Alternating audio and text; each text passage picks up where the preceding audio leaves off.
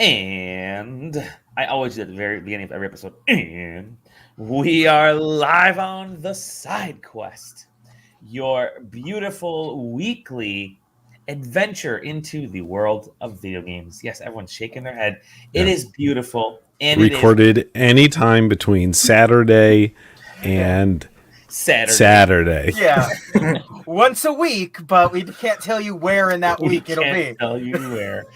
I am every week, every fucking week. Dolly Demowski, right above me there. You got the it. Double J. Yeah, let's see. That corner is Taylor. And then down there, Brady Bunch style, is Zach. Yeah. Hi, everybody. What's up? You guys doing okay? Yeah. I'm doing great. Doing fine. That's what I like to hear. You guys having a good week?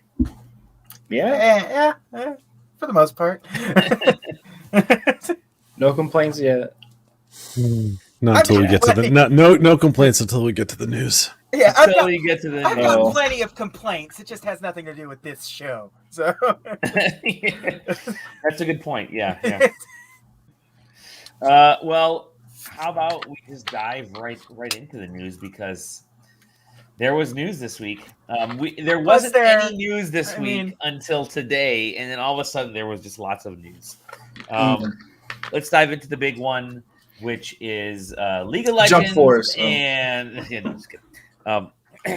Steam Deck is delayed deck, my friend. Yeah, this is, I think, one of the first things that our response is like, oh wow, that's a pretty aggressive timetable for distributing a lot of these units, from announcement and pre-orders to release, and that was proven to be correct. Yeah, in the middle of the worst possible time to be making computer hardware.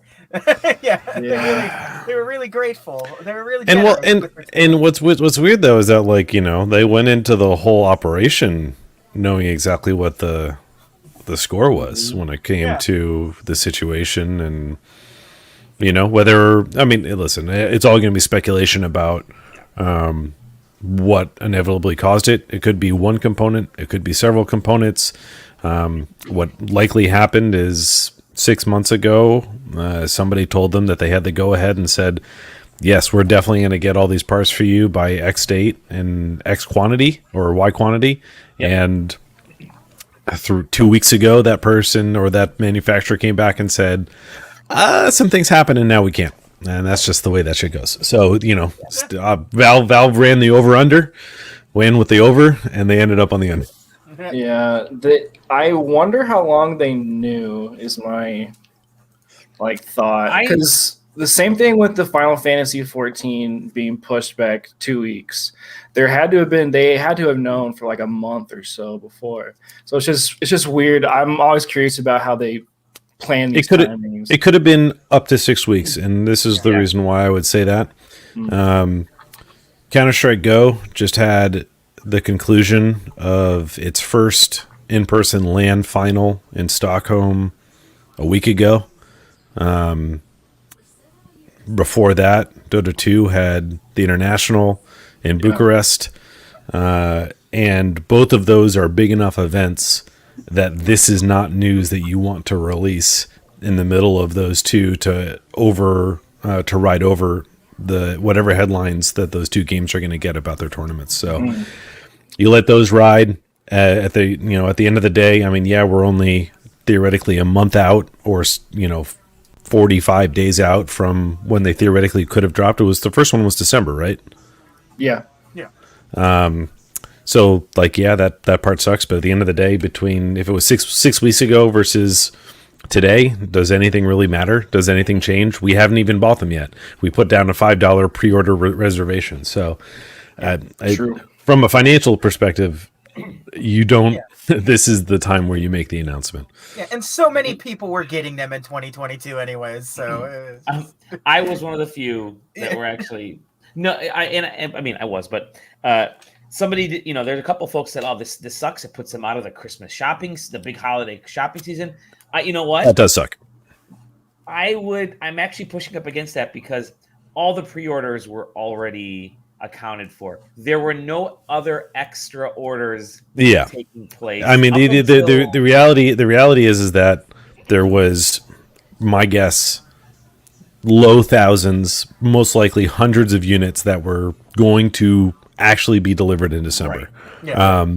And knowing Valve time, that time in December is probably the 31st. So to say that it was going to make it for the holidays, oof. It would have arrived after their Steam sale. Anyways, right? No. They would. I disagree with. They would love to double up on Steam sale because they want somebody with a mobile device in their hand and the biggest sale of their year going on simultaneously. I assure you. So that maybe that's where the issue is not so much the hardware, because again, the hardware, people are going to get it because it was already essentially sold out, called for, but it's the software, because it would have aligned perfectly with the software sales. Because you get hardware, and all of a sudden you have 100,000 or however many that would have launched by then, at most 50,000, 10,000 extra sales, because people would be hopping onto buying those Horizon Forbidden Wests and Death Strandings and all that kind of stuff to see what they look like on a portable device like that. So it's a bummer. It's not. It was very aggressive, and I'm actually, to be honest, I'm surprised other platforms like the was it the Play Bite? Is that the Playdate? Playdate. Other, there's the Intellivision, Atari, that they're not seeing. I mean, they're all suffering delays right now. The Playdate's the one that's surprisingly not delayed yet, but I wouldn't be surprised. I mean, not delayed again, but you see it across the board. Nintendo just announced they're not going to be able to make their initial supply because they just don't have it. They can't make them. Sony and Microsoft, we already know that story right now, and it's the supply short. It's a whole host of things. It's parts. It is logistics and shipping. It is it's distribution. It's everything. Exactly, it's everything. And there's it's the demand for other products, because everyone has a whole bunch of money now. They're all going out spending like crazy. Well, guess what? We bought up everything, and they can't make it fast enough in other aspects. And so blame car companies, because car companies are hoarding chips and raw materials and stuff. It's all your fault, Dolly. It is. It's my fault. So I don't blame. I don't necessarily blame Valve for. Delay it at this point. I think it's a bummer for the people that really wanted to get something for the holidays, but I think that was probably fewer than folks. Yeah, I mean, you know what would have been way worse? They trickle out 30 units in the month of December, and that's all they can manage. And you've got hundreds of people that said on their little screen that said that they were supposed to get in December, and then you have to deal with just weeks of just nonsense pushback about they should have just delayed it. Like anybody who says like I can't believe they delayed it would have also been the person that was like they should have just delayed it exactly in 60 days. So they had no other choice. And the only people buying these are the hardcore Steam users. It's enthusiasts. Yeah, it's enthusiasts right now. And again, none of us have bought it. None of us have bought it. All we did was put down a reservation. There's part of me that I'm on now the Q2 list, and there's part of me that's like, I don't know, especially now that you got pushed back, maybe they're just gonna jump ship and I'm gonna swoop in. So I don't know how they're gonna treat that. I don't know if they're gonna move up people if people exit the queue by not purchasing. I mean, that would be a question for Valve. I don't know if that's been answered or not, but I'll be eagerly waiting to hear. I'd like to let you know that Gabe Newell is here. Everybody say hi to Gabe Newell. Welcome, Gabe Newell. Oh my God, live from New Zealand. Can't believe it. Fuck you, Gabe. Hey, man, it was just his birthday. Be nice to him. Was it Gaben's birthday? Yeah. But anyways, Steam Deck delayed. Luckily, there are plenty of games in my backlog that I can get to, so I'm not too many games. Don't even mention. Yeah, are you kidding me? If only there was some other way to play Steam games. But if only there was some other way to play Steam games. Actually, can you play Steam games on a mobile? Like, is there a way to stream to the mobile? Right? Yeah, I mean, Steam Link is a native Android and iOS app.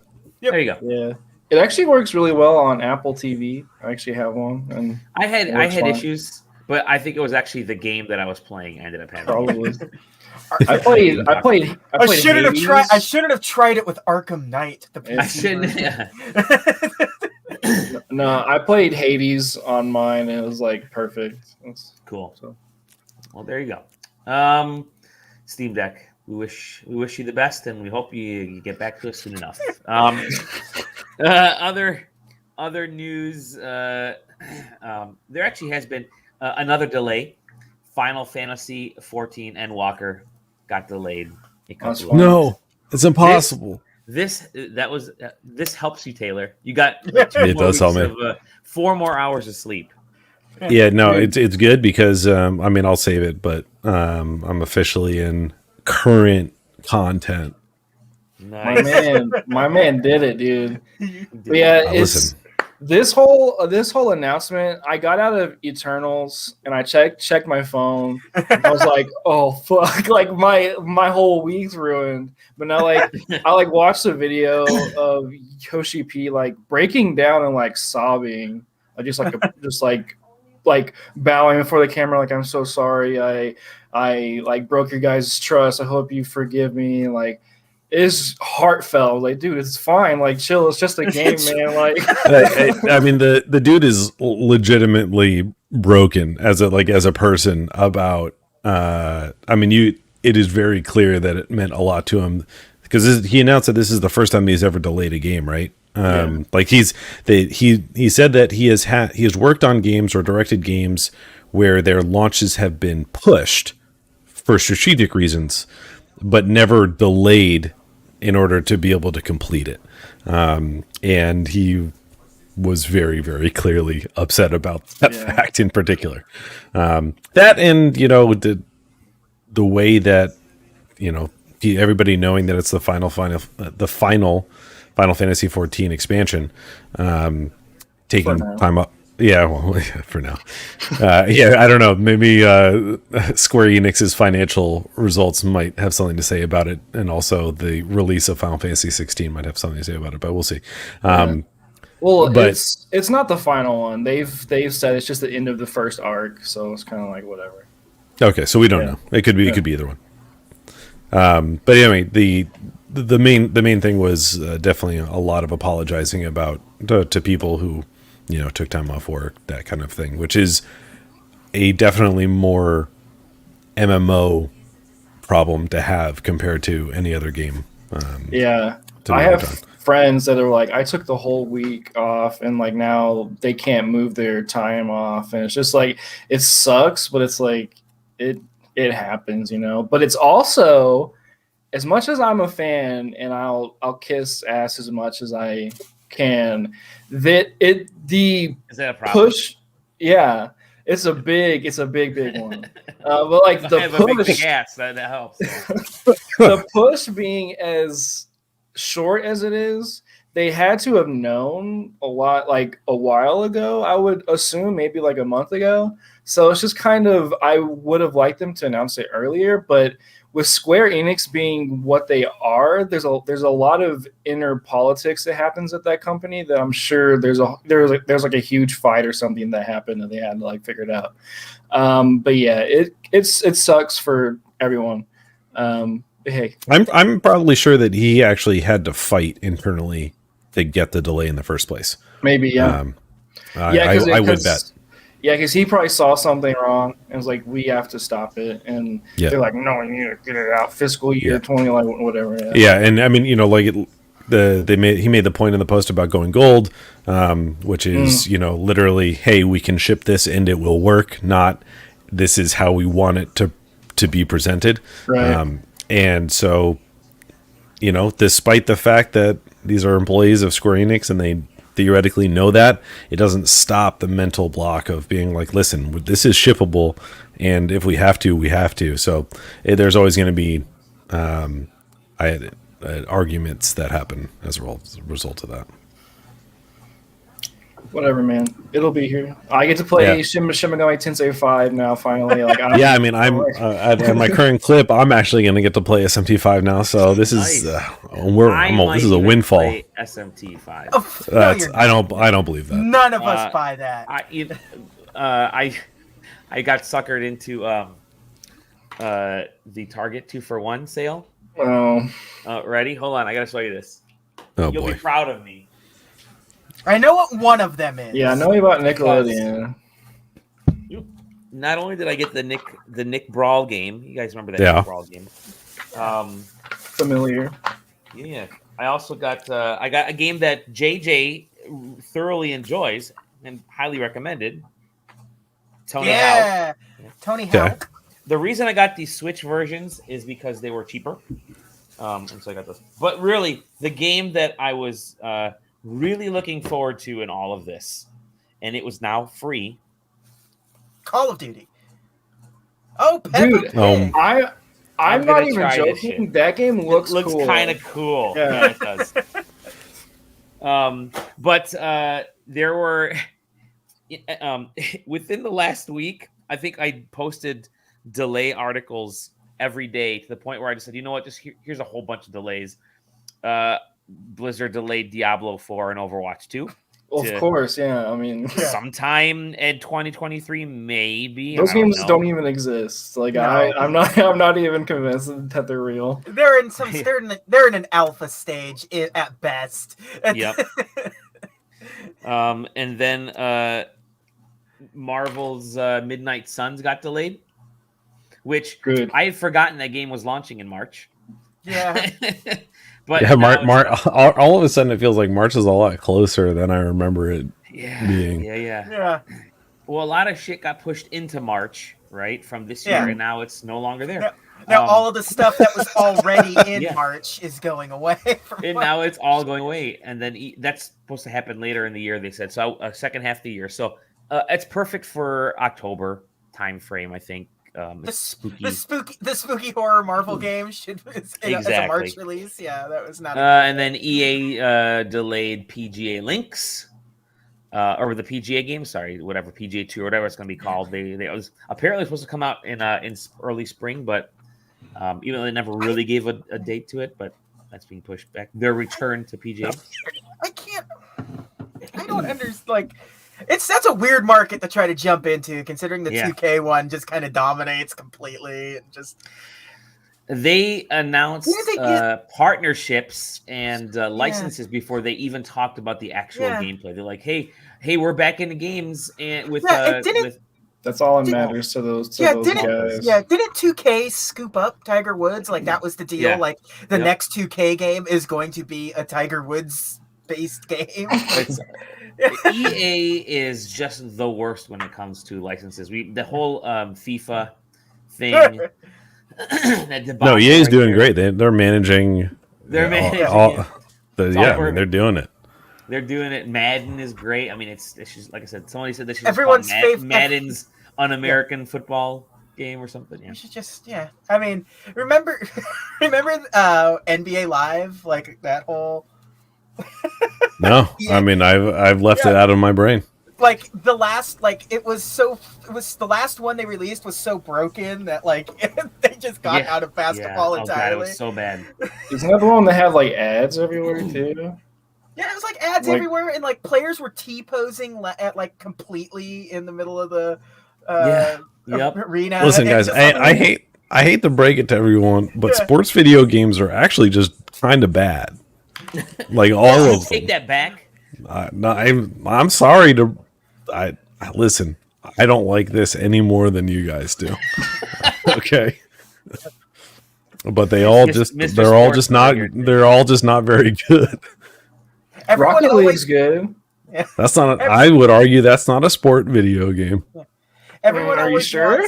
Everyone always wants NBA Jam and NFL Blitz back, but it's what you're gonna get when it comes back. Yeah, I mean the problem is that those genies came out of the bottle, and those genies then are now gone.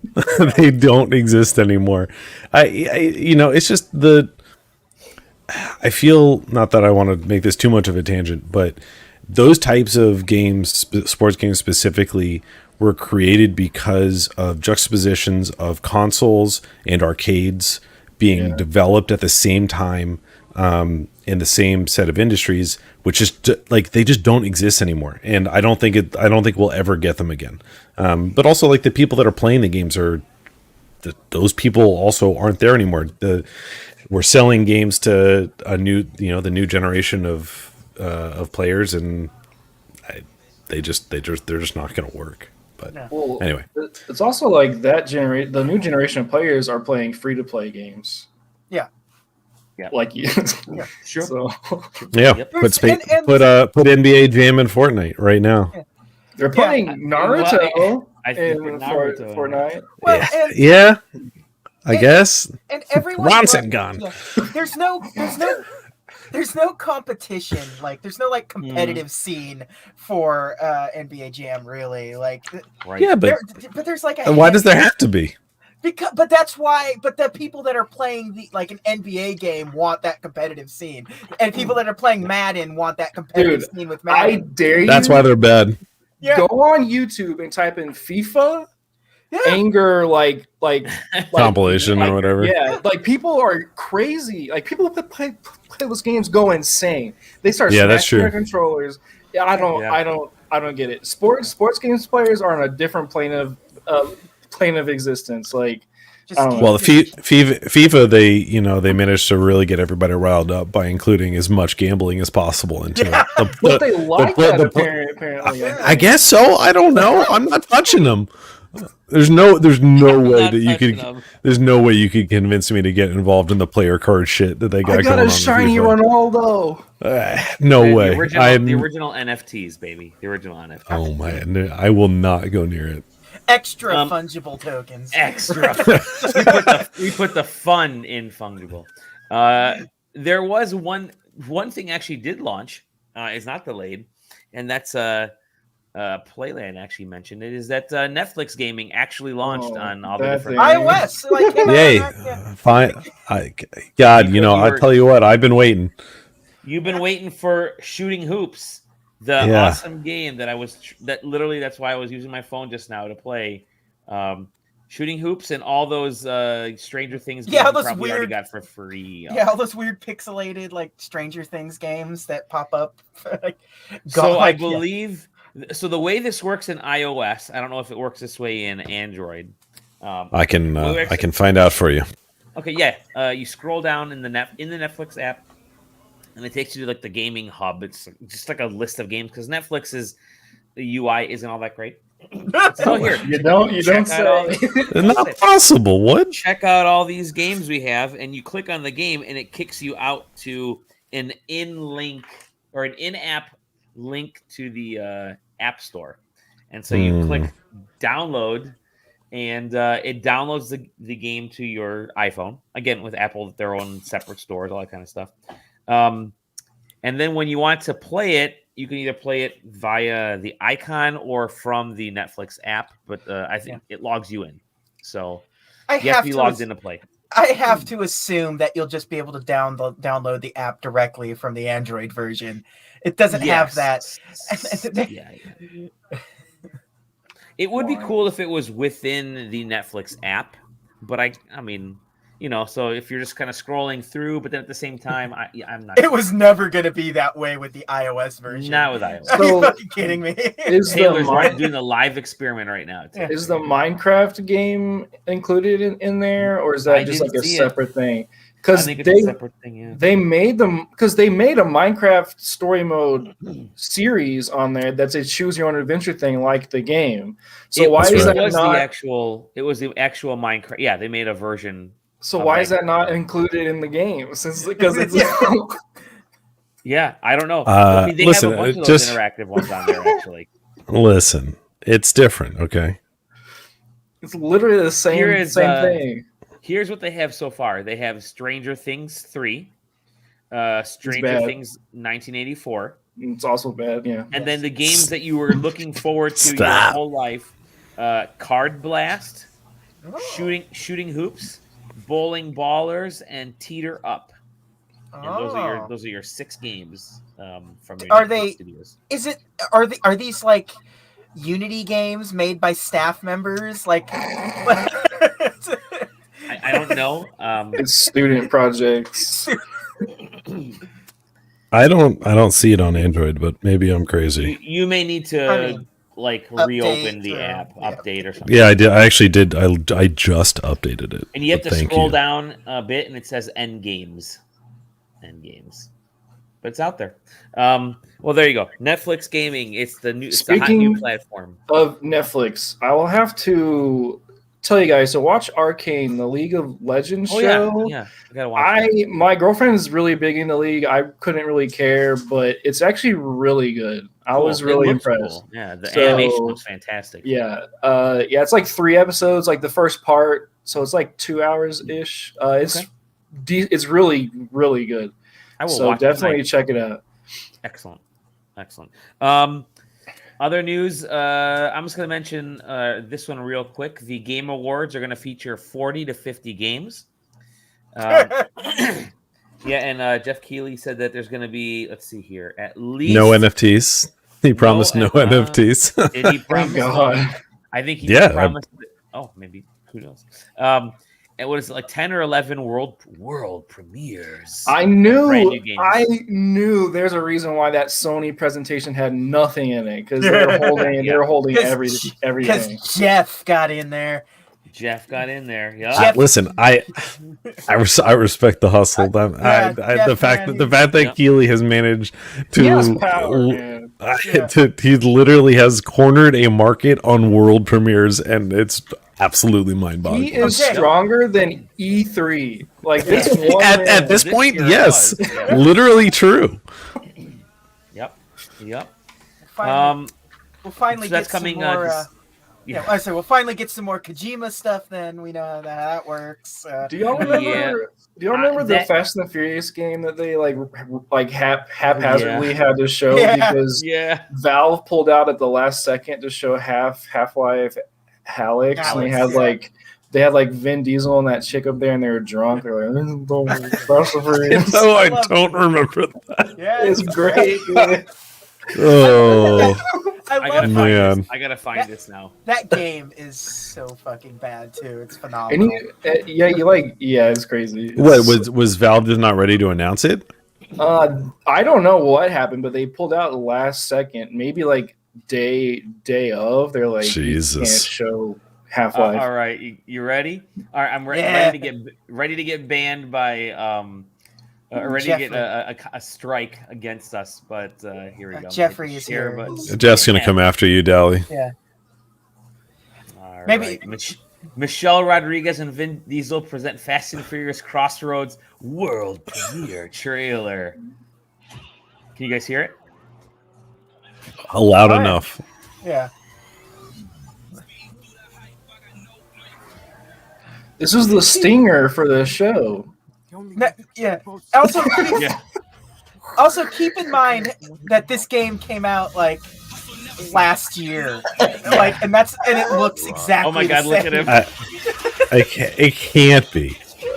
It can't be. Yeah, dude. Don't you go to the moon in this one, or you ride a rocket? You race a rocket at the end of this game. This Xbox 360 ass game. It really does look like a 360 game up-resed, slightly. Lordy. It's Wheelman remastered. Oh, I gotta see it again. Look at her jump. The wobble. Oh no. No, just the best part was them just drunk. We got watch their game. Did they make Vin Diesel 8 times wide, 8 sizes wider than you? Yes. All right. Have you not seen camera tricks they do with him and The Rock, where they make him look so much bigger than The Rock? Does this have?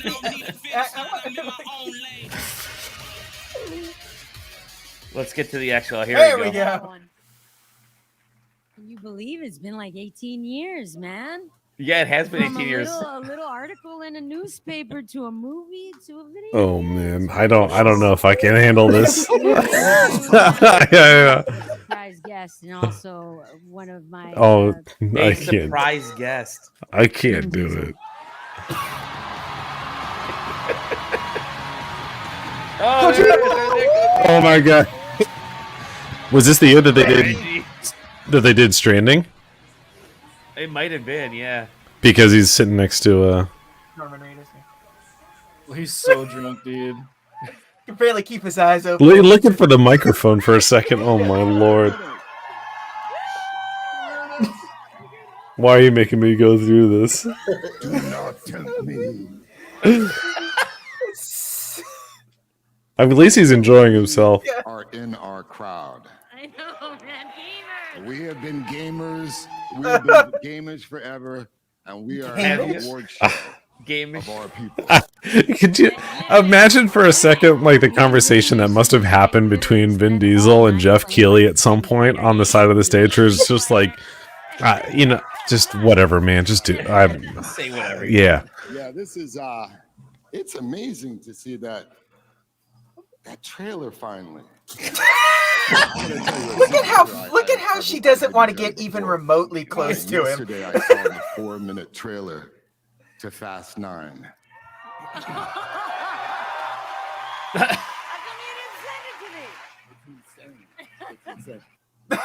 They're not even talking about. Love that. Holy crap! I can't. I thank you for ending my pain. Yeah. Yep. Okay. Game Awards revealed.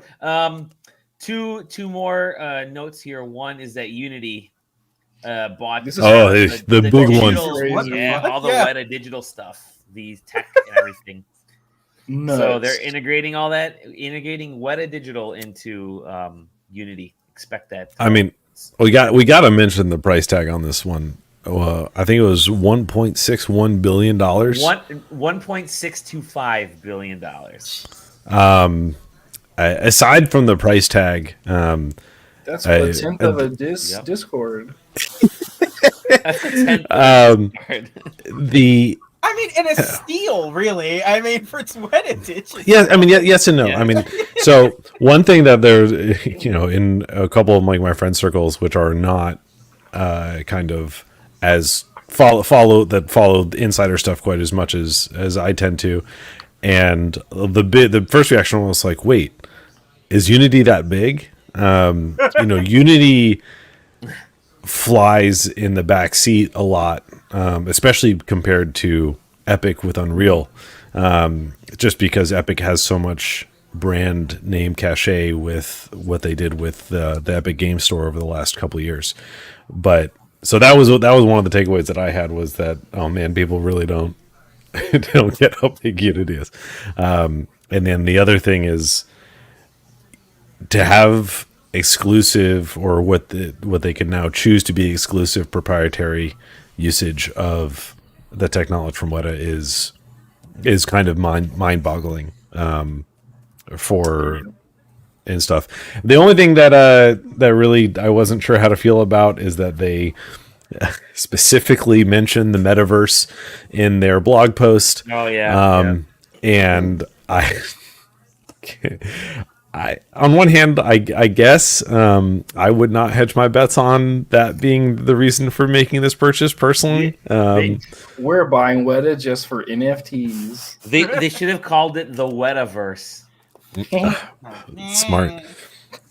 I mean, their idea is that the metaverse is coming, and we want to be the place where your 3-dimensional assets are created and available from. Which makes sense. I think it also makes sense without the metaverse. That's my only thing, is that, like, what difference does the metaverse make for that point? Yeah.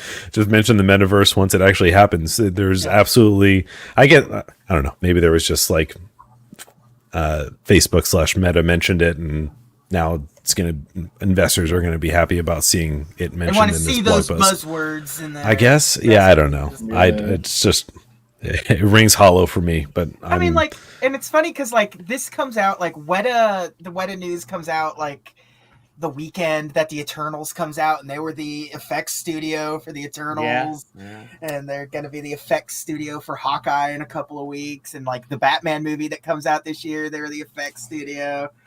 Now, one of the things though is that I don't think that they got the effects engineers. Yeah, they didn't get the engineers, but they get the assets. No, they got 250. Well, so I mean, there was a lot of personnel that they did acquire. I believe the number was like 250 to 275 number of employees, but they're engineers, not effects artists, which for Unity, I don't think particularly matters. They care about anybody making it on the Unity and being in place within the Unity ecosystem.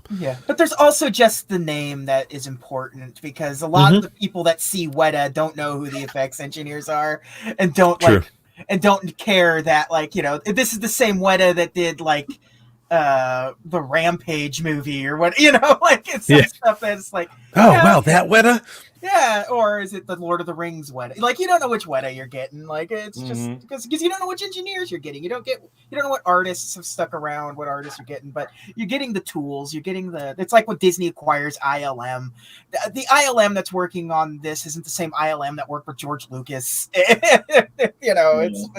still ILM. That's what's important. Anyway, it's still a huge deal. Unity does need stuff to stay competitive, and to set itself apart. And what it matters is for the industry folks that get to pick and choose. That this is a very, very big reason why they would pick and choose Unity.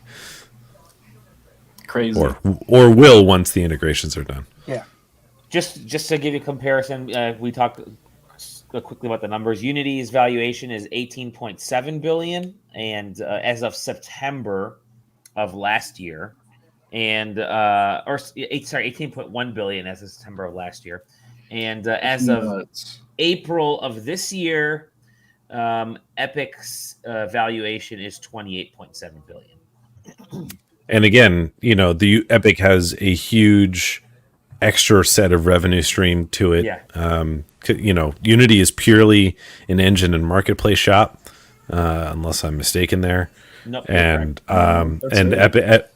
Epic is a Fortnite. Yeah, I mean, they make games. They have their own game front, and they have an engine on top of it. And when you think about all those things together, especially the fact that Fortnite is literally included in that evaluation, Unreal Engine and Unity Engine probably pretty close to parity in terms of valuation. Yeah. I remember when Unity first became kind of big, 6 years ago, maybe. Ukulele might have been the first big game to come out. Yeah. And people are like, man, this thing sucks. And now Unity is just kind of just popping off. It's crazy. The flexibility that engine has is kind of nuts. You can do 2D games in there, and you can't really tell the difference between a 2D and a 3D game. It's really interesting, especially as someone who's dabbled in game engines and stuff. I've used Unreal, I've used Game Maker, I've used Unity. The way Unity does everything is so much more streamlined and simple, and their whole thing is more about user friendly. Yeah, it's all about teaching people how to use it. It's so strong, and it's really cool that something like this exists. So yeah, definitely. And then last but not least, Forza Horizon 5 is the Xbox Game Studio's biggest ever launch day. Nuts. Crazy. That's actually an insane line. There are people playing Forza on my timeline that I have never seen play a racing game before. So correct. Now, what I feel like, I feel like a big part of that is just the explosive growth in Game Pass, and how Forza has become a part of Game Pass, and I don't think the number would have been. Let me rephrase it. I'd love to see the number of purchases straight up versus Game Pass downloads. Yes. Yeah. Now I got it through Game Pass, and I think all of us got it through Game Pass, right? So but I'm going we to pay for it. Right. I'm going to spend the money on the VIP upgrade because I haven't. Okay. I have never not bought a Forza without the VIP package. Oh, okay. So. Okay. I might do that. I'm demanding that. We'll talk about it later, but it's huge. The numbers are massive. Yeah, I think the numbers are just crazy, but I'm really excited to see what Halo does. Yeah. I think Halo might like double the number. Maybe I don't know. Agree. It's gonna be nuts. Yeah, I mean, as popular as Forza is, it is not an FPS and not Halo. It's just not Halo. This is like the single biggest like day and date launch that they've had on this at this point, right? Like, yeah. I can't think. I guess Gears 5 maybe would have been like the next biggest one, but like, I'm trying to think. Gears 5, maybe. Yeah, I mean this holiday season is the culmination of the progress towards day and date for the PC and Xbox co-release time schedule that Microsoft has been working on since Game Pass basically launched. Is that this holiday season is it? Forza is.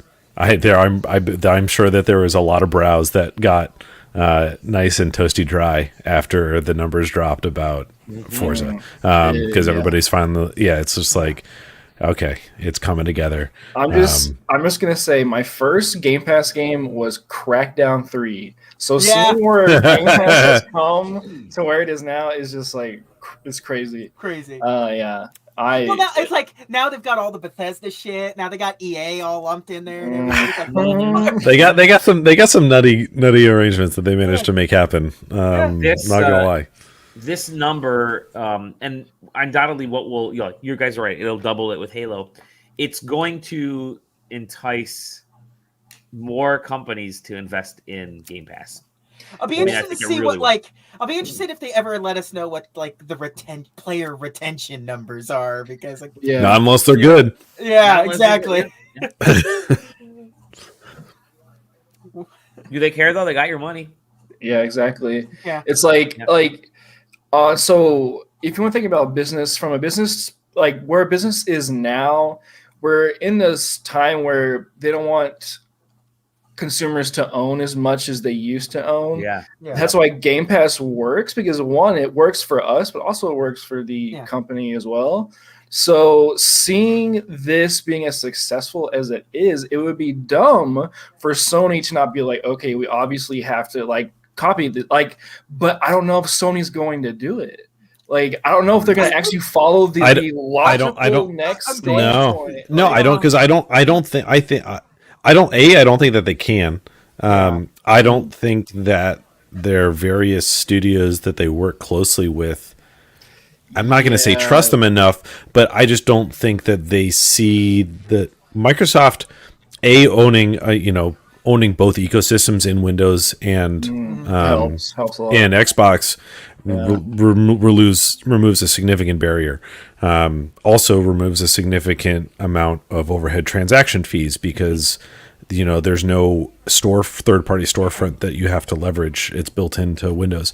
But on top of that, Sony Studios produces a lot of games, so you would say, okay, the way it's going to work is that everybody who subscribes gets every Sony Studios game. Though that studio umbrella isn't as big as Microsoft's is. Right. Well, also Microsoft isn't making $250 million games, Yeah. So and let's also true.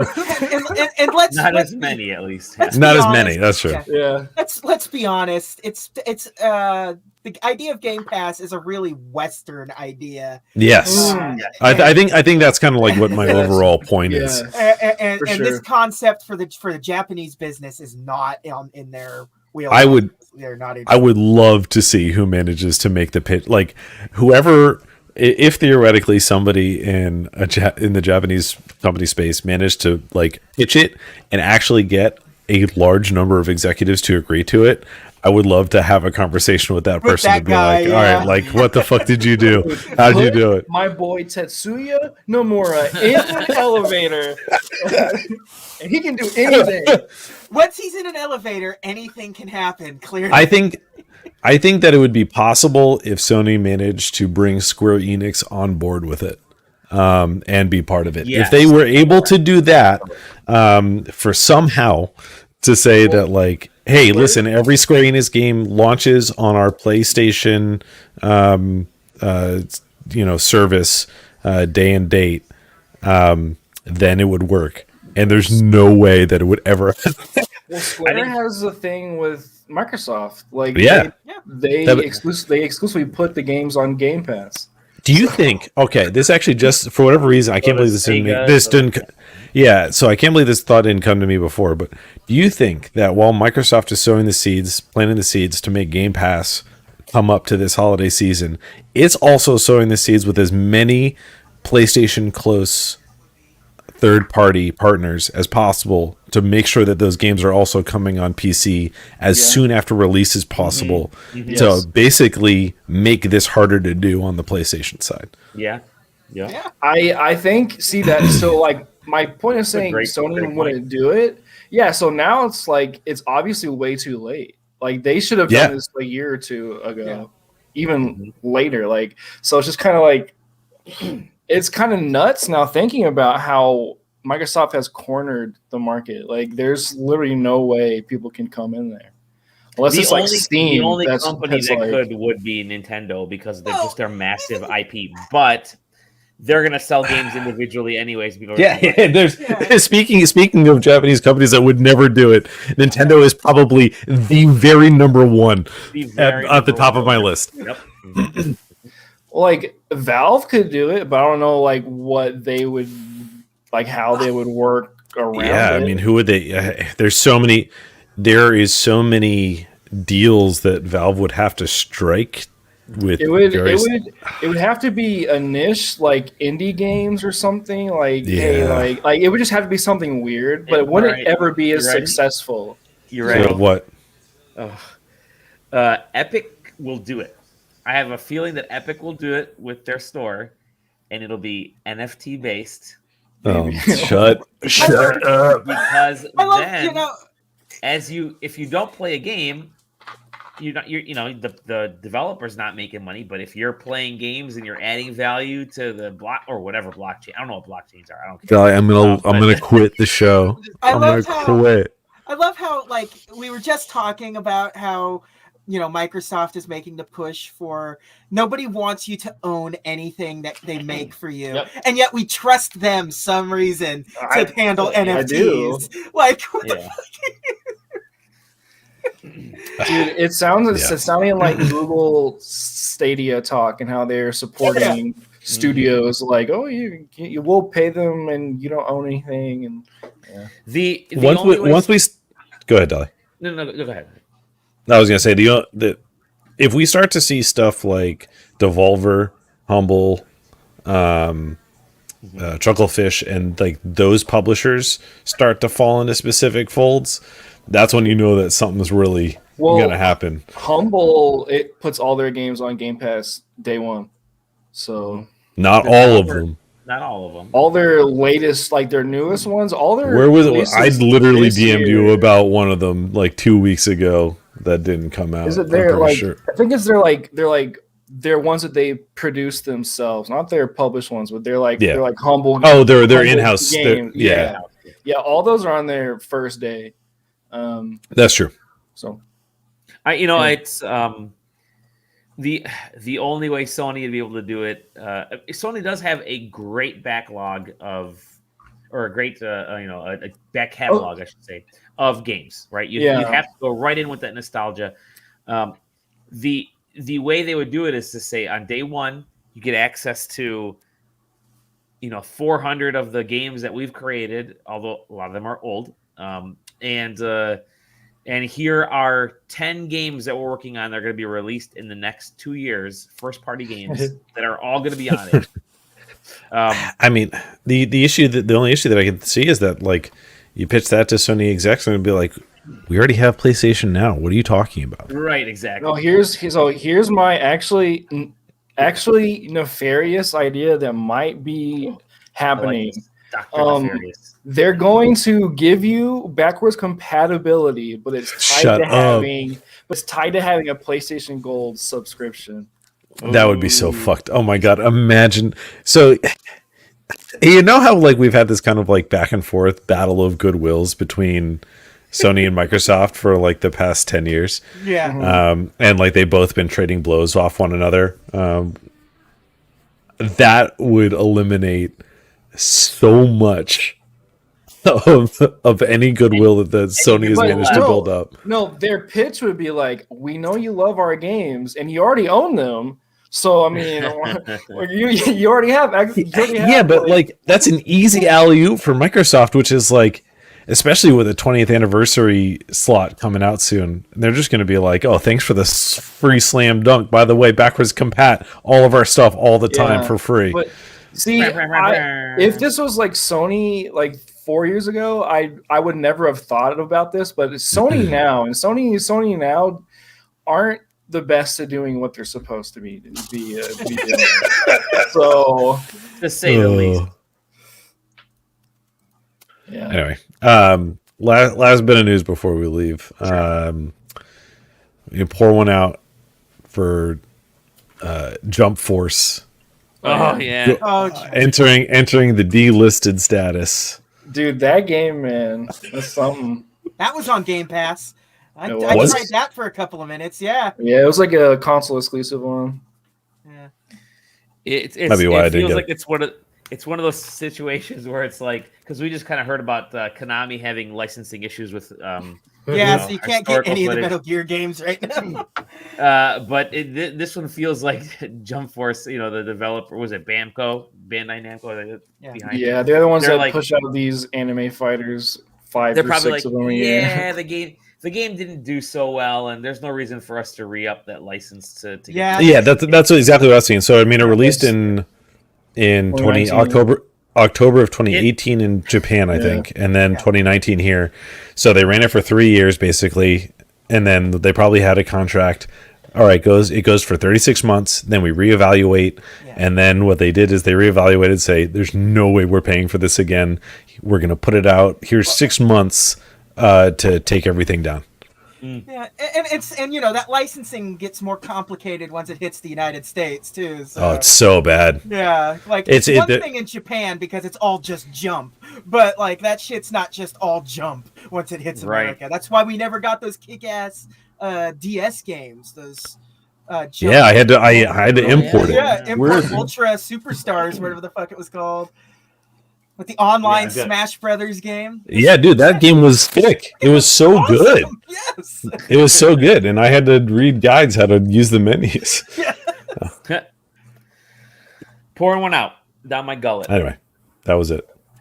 Oh, hey, no, don't forget to watch The Lies of P, that Pinocchio Dark Souls I'll post game. That trailer. I'm going to post that trailer. Yeah. I'll post that trailer. It was like straight up looks like a Bloodborne game. So that's crazy. I think that's what the description of the PR makes it sound like. It's like, hey, you like Souls games.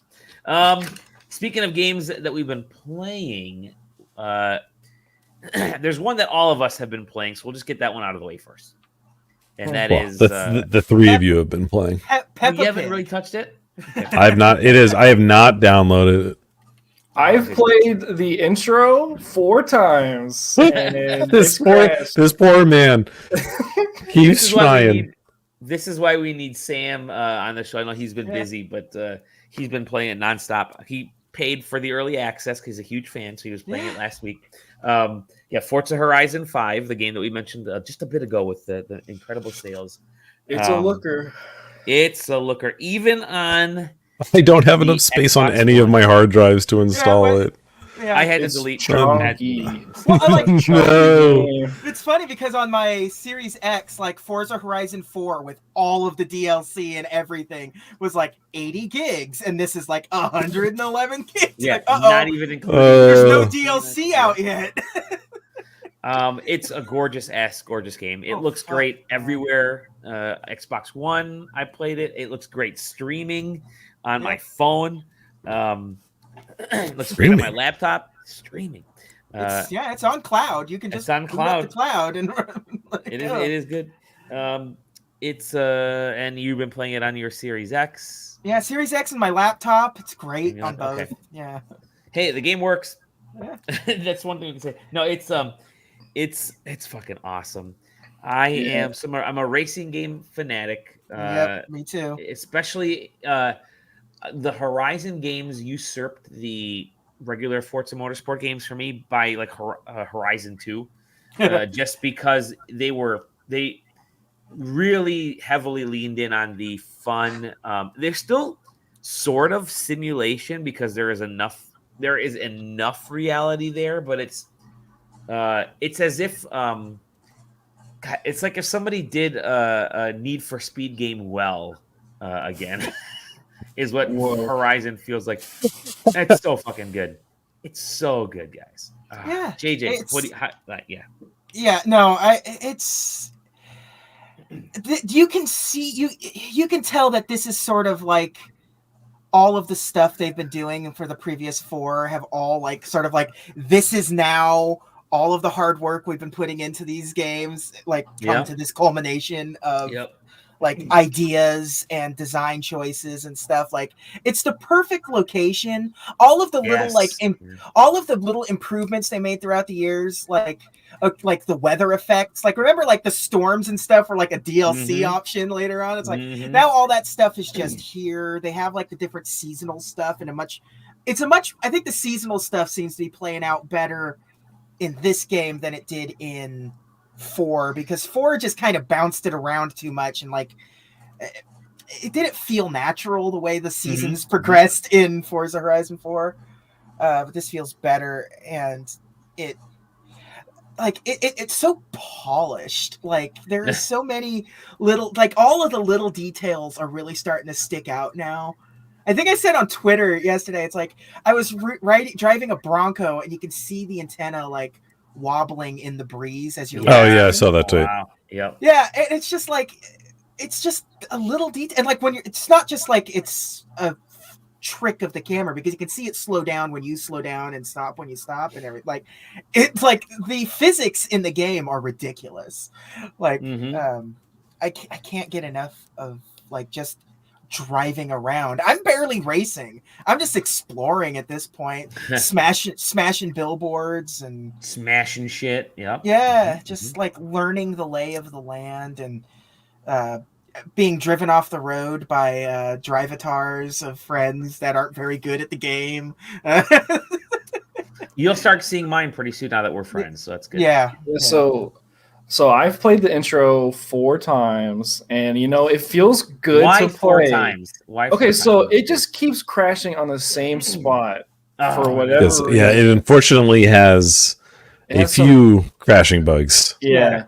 So I played it 4 times yesterday trying to get it. It's fun to play. I'm not a big racing game player. Like I love Mario Kart arcade type of like games.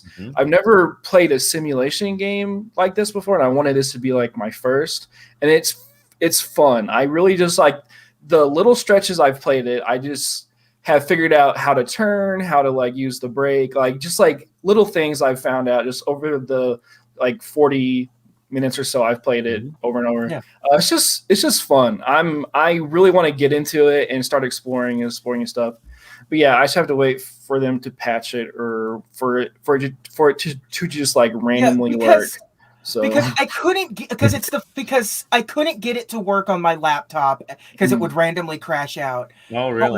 But once I got through like the first race, like get to the Horizon hub or whatever, I could boot it up on my laptop, and I have absolutely no problems now. It's like there's some sort of resource hog or something in the opening like FMV shit that's going on. There is I think there's like a leak somewhere that's happening, a memory leak that's going on, and there's also I've heard internet connectivity issues that they make people drop out. So it's like, and they're having server problems. So it's just kind of like, I mean, it's expected now that we know how many people are playing the game for there to be server issues. So I get it.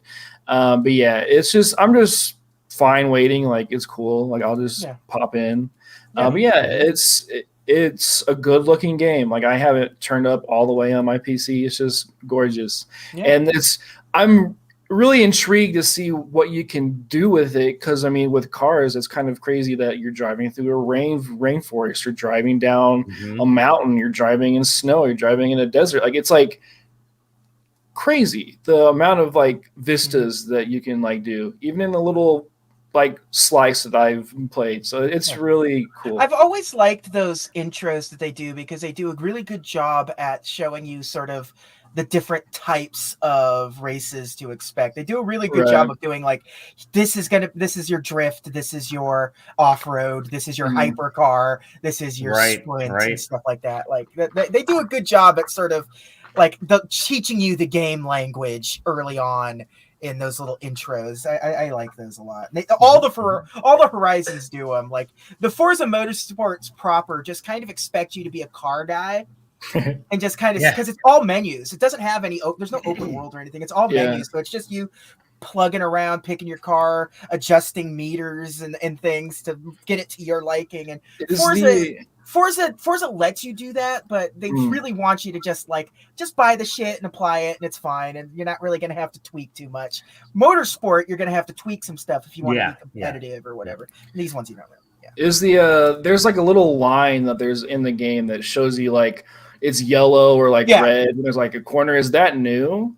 No, that's been in racing games since like the PlayStation 1 at this point. Okay, because that's like it was like crazy to me like how well implemented that is. Like it just like how it like I was like, oh, this is like, because I always had issues in realistic games like this. And like judging when to brake, when to like, so it's cool that I learned like, okay, I know I can brake here, but I can also e-brake here and start like drifting, and like it's just it's a really cool mechanic that teaches you how to play. Like, I'm actually really amazed by the accessibility options in this game. Yes. If you played around with any of those, because there's a ton. Yeah, and there's a ton of like gameplay based ones that like give you some leeway into like turning and things. Like it's really impressive. Like they really all in for this game. There's like a slowdown mode where you make the game slower, so you can so if you're going like 120 miles an hour and you can't keep up, you can just slow it down, like keep playing. It's cool. That's new stuff. They haven't had that kind of depth of detail for the Forza games before. That's cool shit that they got going on there. That's always been my favorite part of the Forza games is the barn find stuff. I've always loved doing those. Like they point you to a direction, like it's there's a car here somewhere.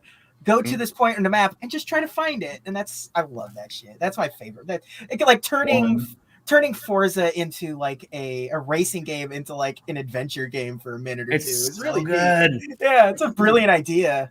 And really? I got so many cars out the gate because I've played every single Forza game. And it's just like, here's like 7 cars because you're a loyal fan or whatever. So I'm ready to go. I don't have anyone to stop me. Nobody can stop me in Forza. We're definitely gonna have to get Sam. Yep. We're definitely gonna have to have like a race night at some point. Yeah, I agree. All right, Forza 5. So good. Beautiful. Let's do it. There's the Bronco dropping off. There. That's the intro I've seen 4 times. The intro. Baby. Yep. They pepper that shit throughout the game too, where it's like you are going to be like racing planes and stuff. It's so cool. Yeah, it's so good. You race the plane like almost right away, which is great. Yeah. Another game that I've been playing, I'll hop in here real quick, is the Mario Parties. The brand new Mario Party. Was it Superstars or Mario Superstars? Party? Yeah. It's fine. Yeah, I think that's what I said. Yeah, I actually like Super Mario Party. I think a little more because it was all fresh game ideas. And this is like, you know what? Yeah, it's like a best of. It's the. I mean, it's not like a best of. It is the best of. And some of those ideas work. Some of them just kind of don't hold up as well to some of the newer things, but. It's a surprisingly pretty game. It is. You really when don't you expect see the original images compared to what it is now. But my daughter and I played it, and I was rocking. I was just destroying everybody, and I still lost. and she had 0 stars, and she ended up winning with like 2 or 3. The true Mario Party experience. That is true. Experience. You can turn that off, though. You can turn that. You can turn that off, which is good.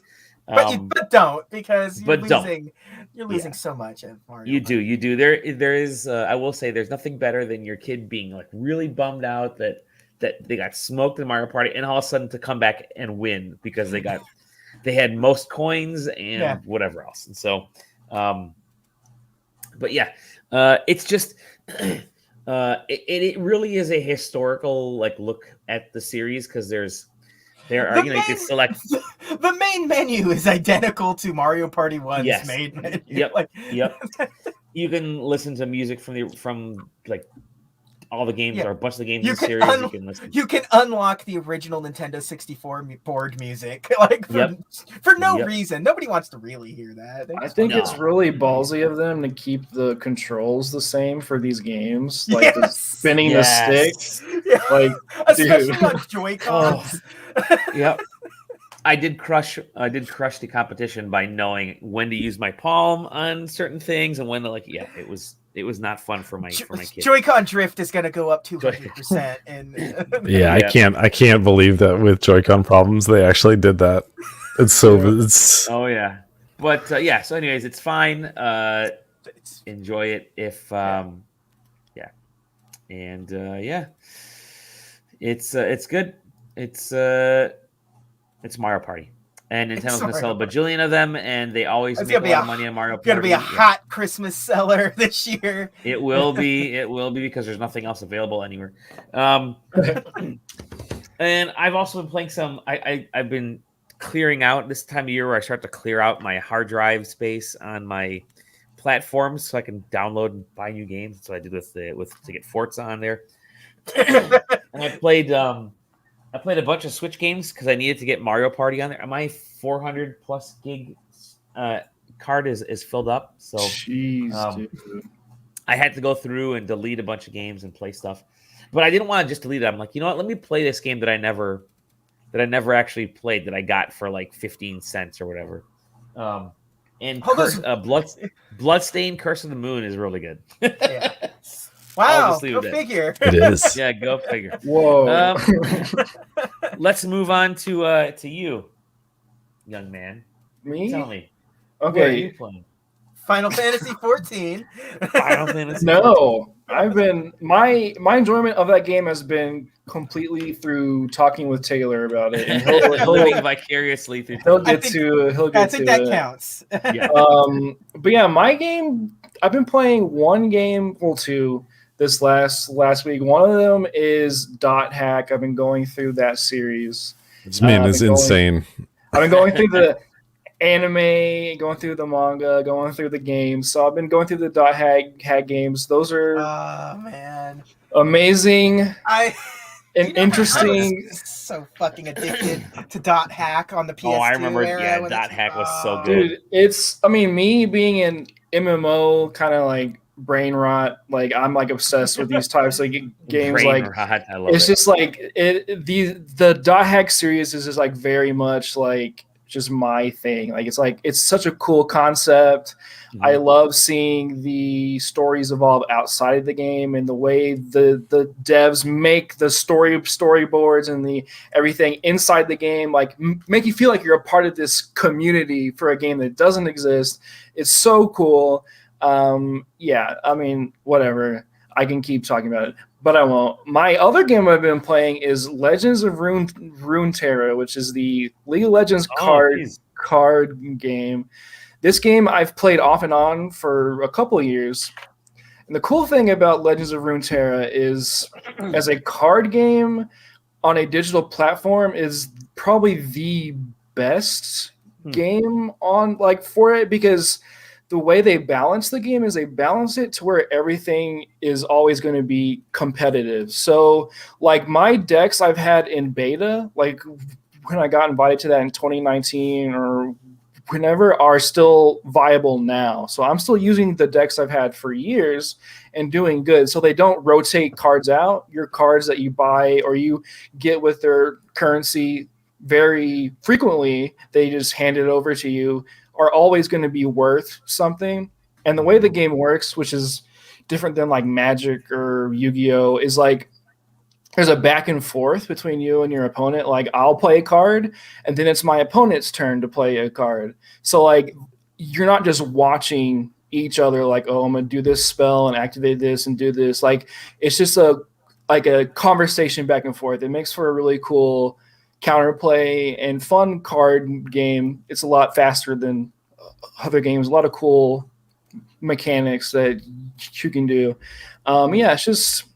It's really neat the way you play that game. You have to build up your champs and make sure they're hitting their respective like goals to level up and stuff. It's super cool, and it's free, and you get a lot of stuff for free. I don't think I've spent a dime on it, and I've had like competitive decks and stuff. So it's cool, and that's just kind of been my like week. I've been just chilling, watching a lot of anime, reading books, just vibing. So, and talking to Taylor about my favorite game. So, speaking of talking to Taylor, let's talk to Taylor. Taylor, what have you been playing? What are now you I can talk. Not much. FFXIV, baby. So I threw down the gauntlet, which became an easier gauntlet with the announcement. I was gonna do everything that I could within my power to catch up in content to the main story quest, at least for Final Fantasy 14 before Endwalker, or for Endwalker drop. Yes, Endwalker. As of, was it Sunday night? Was it last night? I don't remember. Dude, was it last night? Oh my God. It feels like it was 4 days ago. I completed Stormblood, the second expansion. Yeah. The second expec. And I am now officially on Shadowbringers, which is the current expansion. Dude. Oh my God. And it's,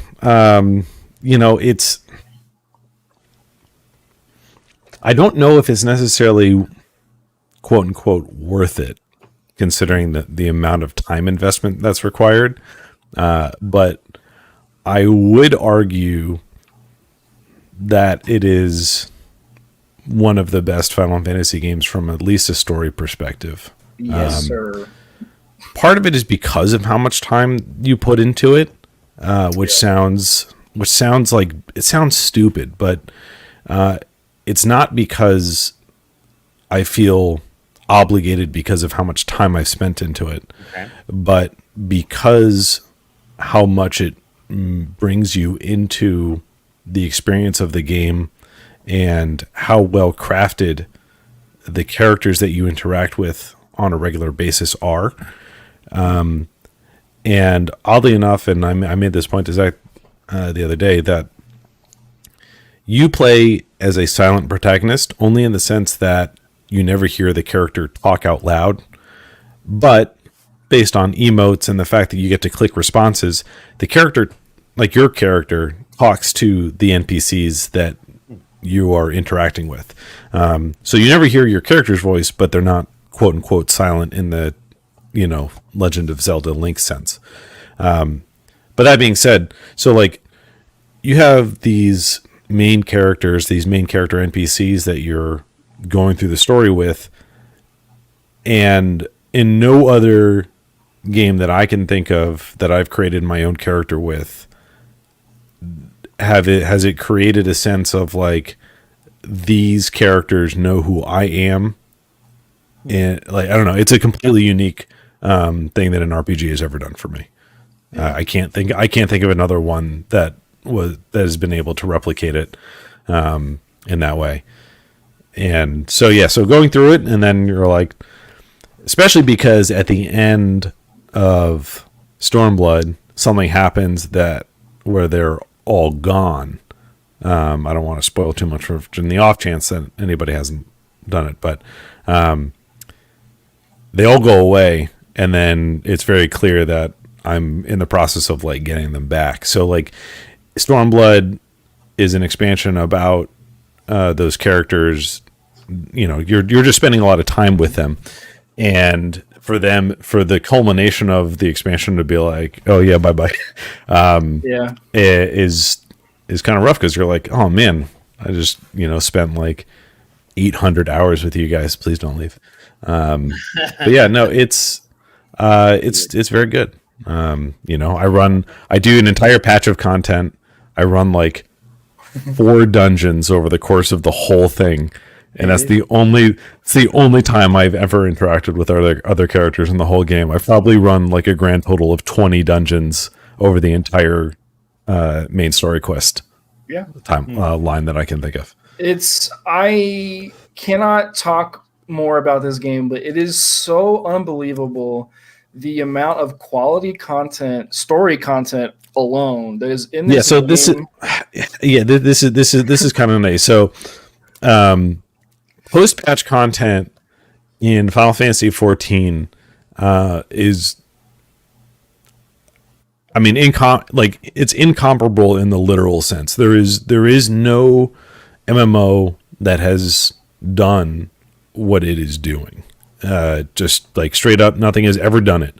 The only competitor that it really has is WoW, because WoW is the only one that's lasted long enough to have an ongoing story. And World of Warcraft has had many expansions. What are we at? Are we at 6 X-Packs for WoW, I want to say? 8, maybe. And the way that it goes is that it's an X-Pack. It's usually 3 sub-content patches after that, maybe 4. And what it does is every expansion moves the needle on the story. And then the sub patches, if this is the expansion moving the needle of the story forward, this is what the sub patches do. Like we're talking about like matters of inches. With Final Fantasy 14, the patch drops is all story, by the way. And then every content patch that happens post X-Pack is, I mean, think about like, I guess I'll just compare it to like Final Fantasy 7 remake. Like, how we're getting like the second part, the Yuffie part, like that's the equivalent story that they're adding in a post patch on Final Fantasy 14. I spend about probably, if the entire expansion takes 20 hours, I probably spend 10 hours in addition on the post expansion content stuff that just literally didn't exist when they released the expansion. It's kind of nutty.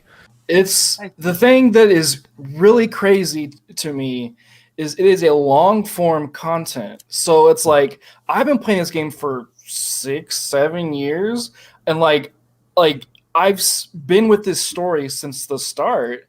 And it's like there are so many things that happened in the story that is referenced that I saw 4 or 5 years ago.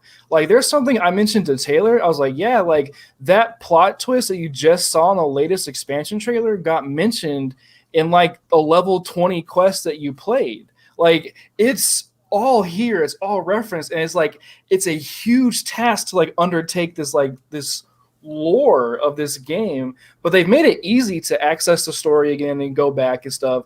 But it is just the balls on this team to just pack this game so tight with story that actually matters, that is paying off. Dude, there's so many decade later. Like, it's nuts. So there's so many question marks, like little quest markers that I've just never interacted with, and quite likely never will. And the main story stuff is so verbose as it is. I want to say probably about what do you think, Zach? 20% voice acted on main story quest? Yeah, maybe. All right, yeah. It doesn't. It's you're like, oh, really? Only 20% of it? There's so many words. 20% of a lot of words. Yeah, it's 20% of a lot of words, and so they just they wrote so much that they were like, okay, listen, we have to pick and choose what we're gonna voice act here, because otherwise it'll take too long. and B, it'll be too expensive. Dude, like each expansion has a Hideo Kojima game length amount of cutscenes. Like, I'm not even joking. There's probably like, if you put all the cutscenes together and made a movie of Final Fantasy 14, it would be like 20 hours long of just cutscenes. Like, it is insane. I don't know how these guys do it. Like, it's a next level thing that no one will ever be able to do ever again. Like, I don't think any team would even attempt to do what this team has done, because it's just like a madman level of dedication to plot, story, character, that it's like a once in a lifetime lightning in a bottle like thing. Yeah. It's crazy. Yeah.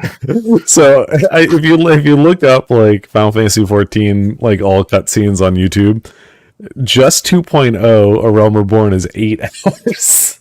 Oh man, that's awesome. And so like we're talking about like every instance where the camera is taken away from the player, and you have to like click through a subtitle. But like this is just main story quest, just where you don't have control of your character and you're watching dialogue happen. That's 8 hours. That's just for 2.0. This is like, which is debatably the least interesting story portion of the entire Final Fantasy 14 run. Yeah, it's Yoshi P. He set out to make Final Fantasy MMO, and he did it. Like, it's Final Fantasy games have a lot of cutscenes, have a lot of story. Like, that's what these games are known for. They're known for their story. I would argue, more than their gameplay. They're known for, like, you remember Cloud, Sephiroth, and Tifa because of the story, not because of the way that game plays. And they really just wanted to make Final Fantasy 14 to be the greatest hits of the whole series. And it hits on everything constantly. And it references itself in amazing ways. It references past games in the series. It gives you fan service every time it can. It's just insane. Like, I've always said this game's the best Final Fantasy game story for years, and no one's believed me until recently for whatever reason. I still don't believe you. It's so good, man.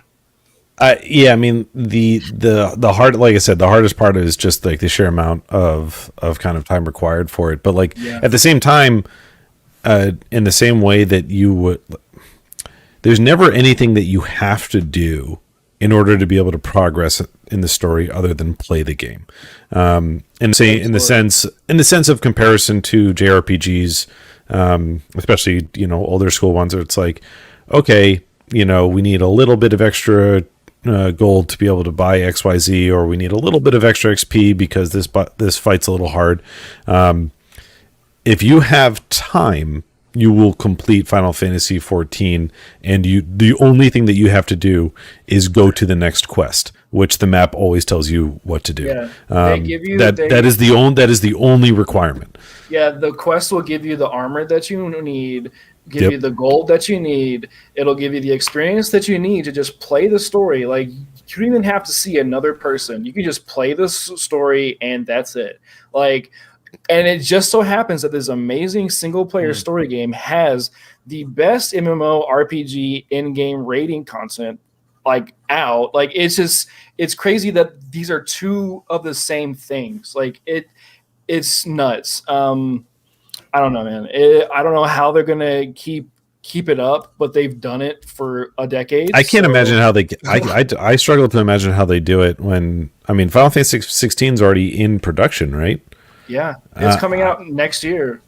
I mean, that's how do they have two teams doing this again? I mean, Yoshi P's doing both, right? Yeah, he's still doing Dragon Quest X. He's still a producer on Dragon Quest X. He did the latest expansion for that. Like, I don't know.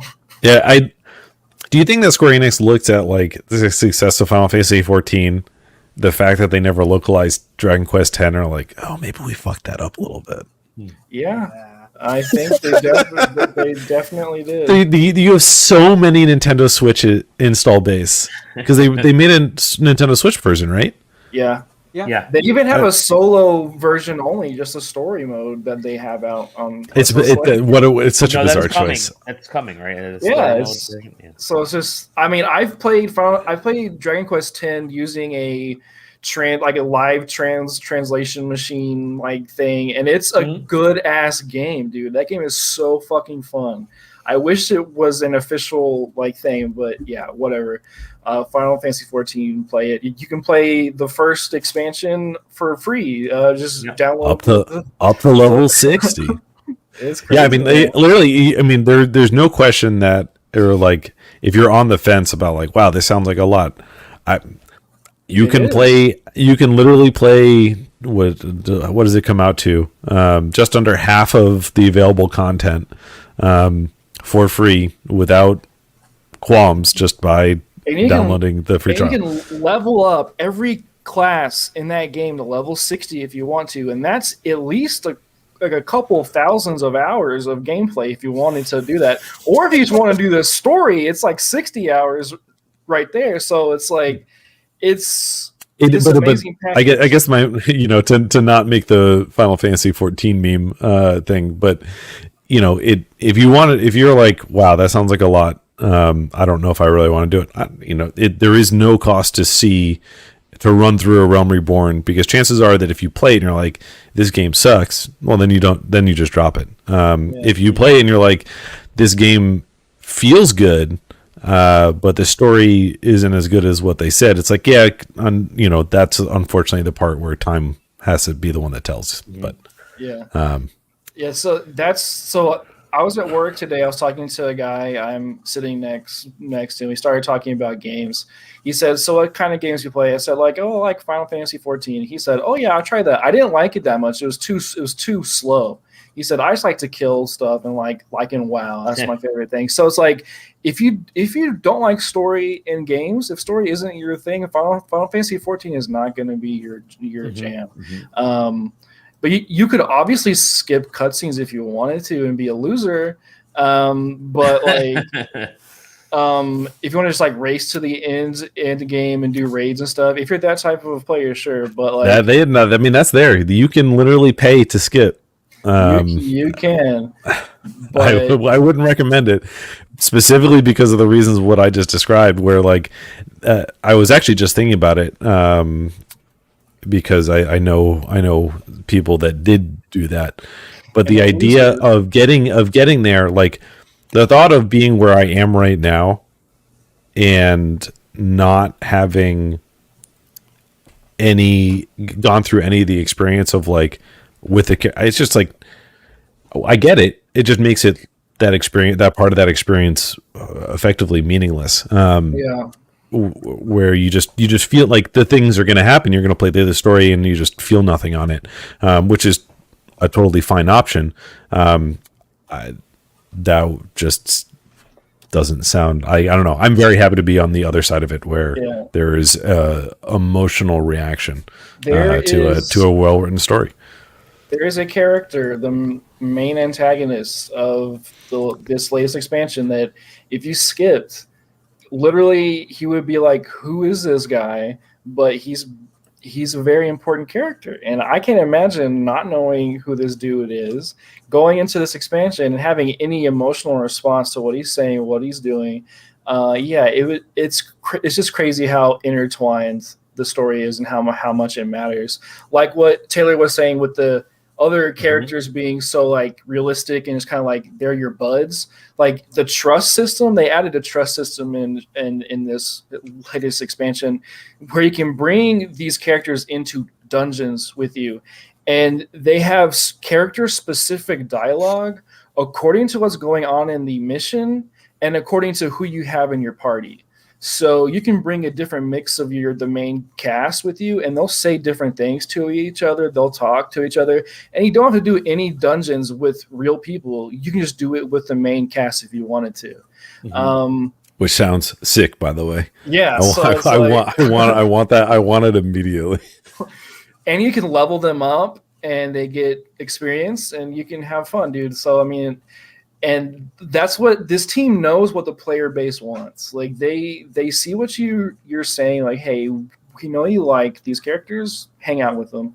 We know you like this mechanic, let's just go crazy with it. Like, it's such an amazing mix of everything. I mean, yeah, it's never going to happen again. It's just like, you're going to play now, and it exists now, and you better enjoy it. So I can't wait till we have this conversation with Pokemon Arceus, and we go through like a 40-minute just chat about Pokemon.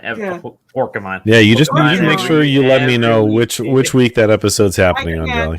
I don't know if I'm going to be able to be on this show when the expansion comes out. Yes, I think you and I will just be like, all right, this is the Taylor and Zach show. I'm just sitting here. I mean, stuff I have hanging on the wall. Zach, do we try and convince Corey to come on as a special guest, and we do a special Final Fantasy 14? Aaron on as well, because he plays. Oh, does he play too? Yeah, we get us four. We could do something. Yeah, there you go. Because I mean, we're all fans. Aaron's a huge fan. He has like 5,000 hours in the game. That actually does sound like an Aaron Kelly move.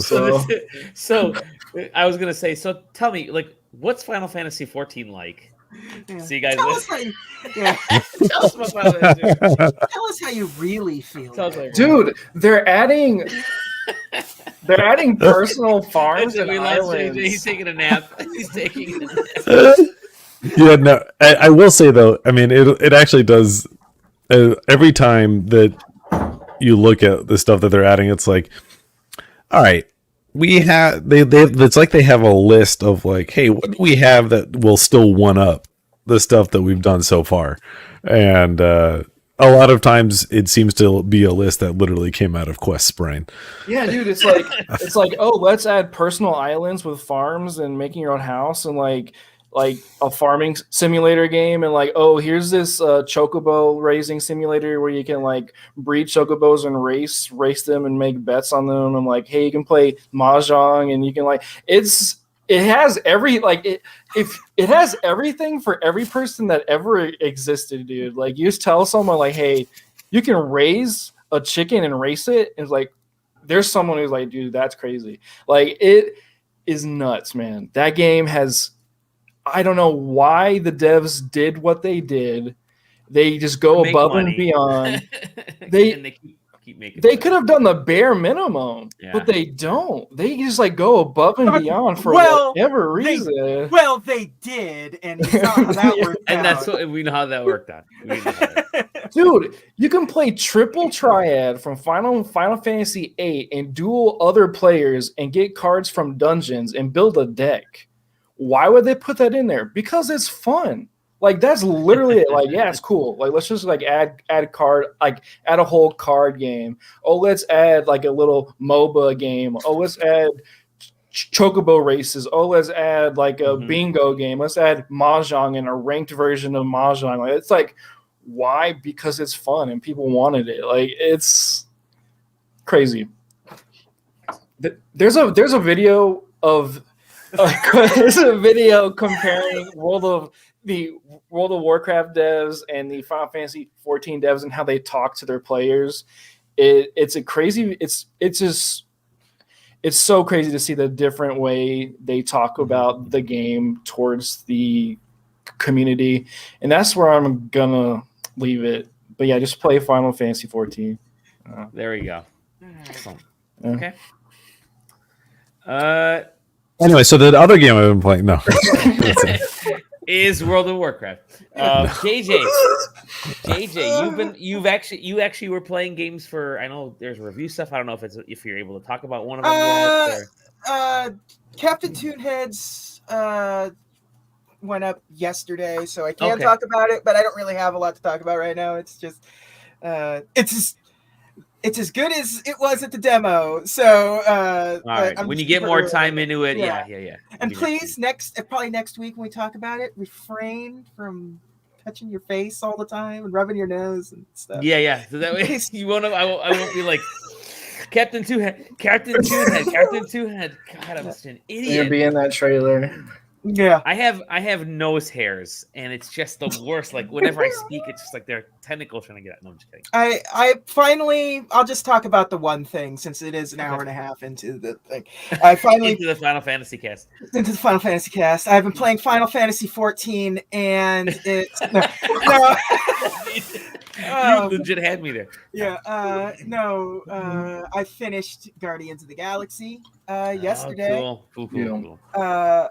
And I'm going to jump back into that game after I'm done because there are choices that you can make throughout the game that seem to have an actual effect on the outcome of some stuff going on that I didn't really like. It does that Walking Dead like Telltale kind of thing where it's like, does it? Okay. Like Cosmo will remember that, and then like later in the game it'll come up and like Cosmo will do something, and it'll be like, Cosmo remembered that you helped him do this, and so like he like wipes out an entire level of bad guys for you or whatever. And I'm just like, there's actually clearly choices to make. Like the ending, I think, changes because I made a decision at a midpoint in the game that affected the sort of final cutscene in a way and everything.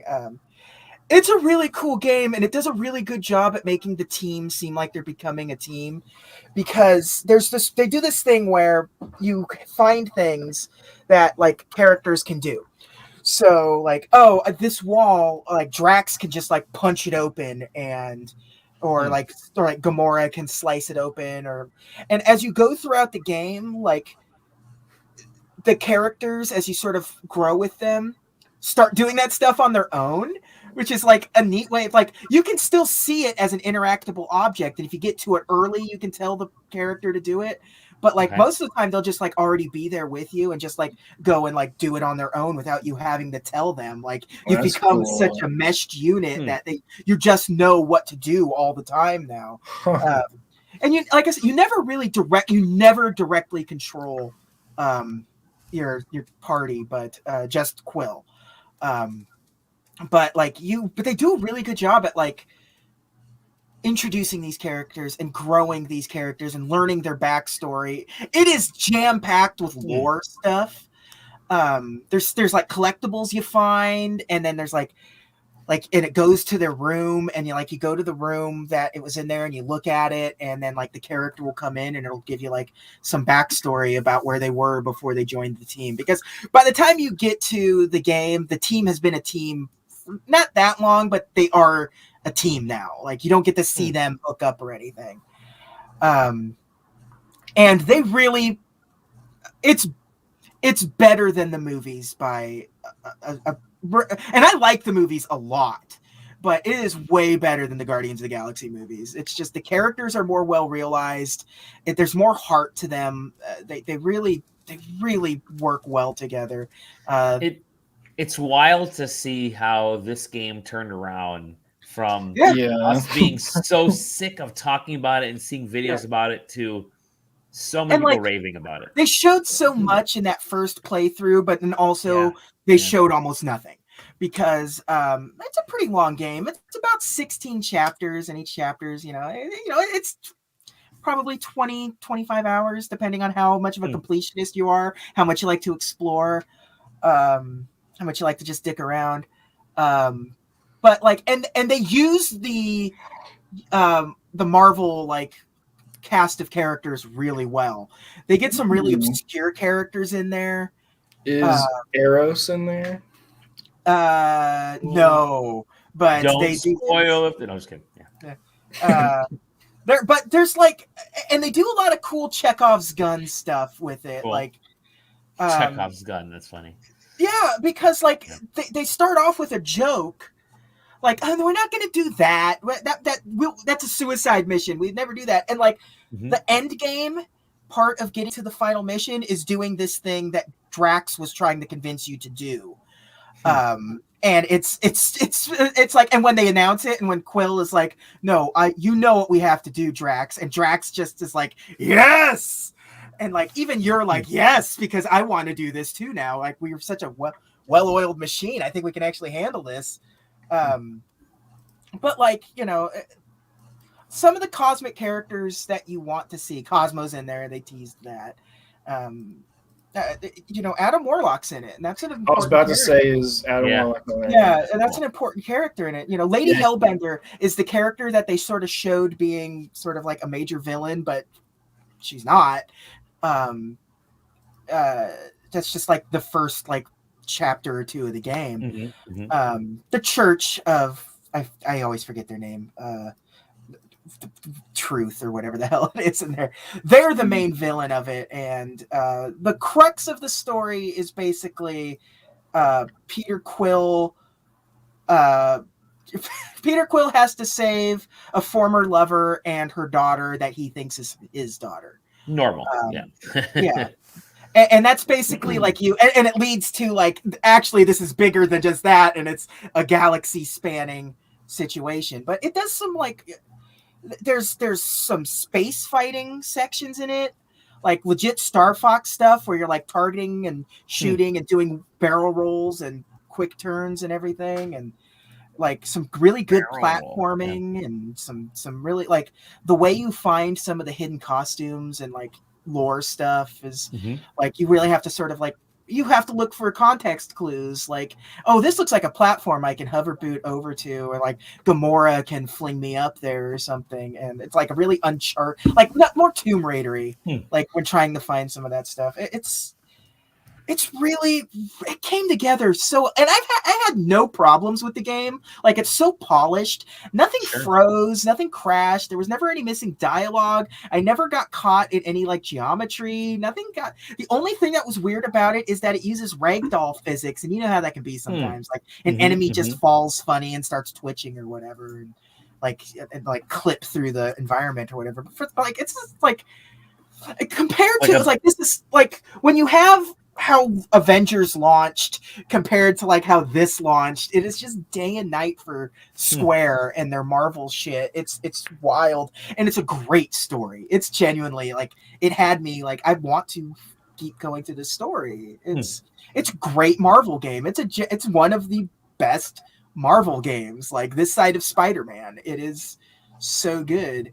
And I kind of think I like it more than like some of the Spider-Man stuff, in the sense where it's so focused. It really is like a narrative action story. But Spider-Man's just a different kind of beast. It's, that open world swinging kind of stuff.